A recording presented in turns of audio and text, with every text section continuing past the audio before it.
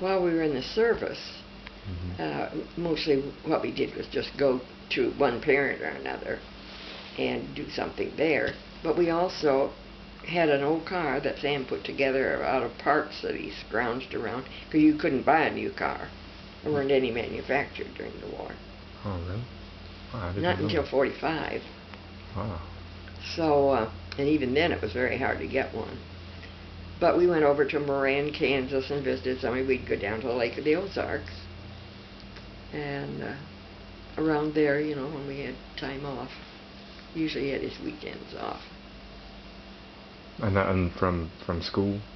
No, this is Oh, in Warrensburg. When he was in school, then we would go down to Indiana, usually on the weekend.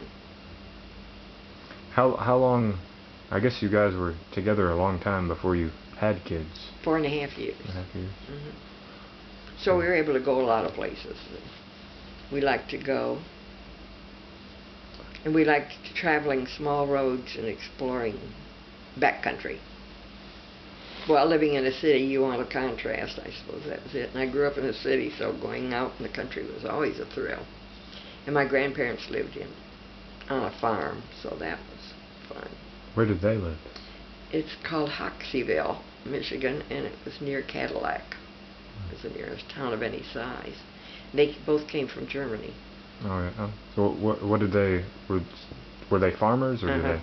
Well, and my grandfather worked for a lumber company and farmed, but the lumber company encompassed all the land around.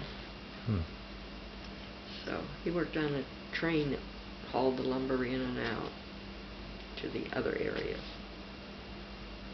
And my mother said when they were out berrying the wild berries, if they got tired, they'd go to a trestle and wait and then ride back in. The train came along to pick them up. Things were different. Yeah, that's what it sounds like. Who's the oldest person in your family that you ever met when you were younger?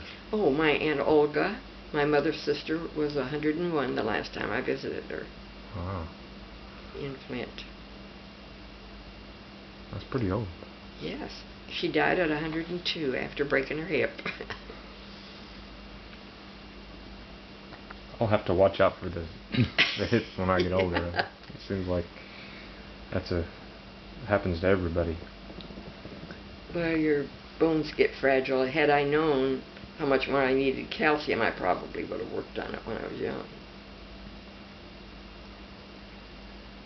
Speaking of that, do you have any advice for the younger generations, other than eat more calcium?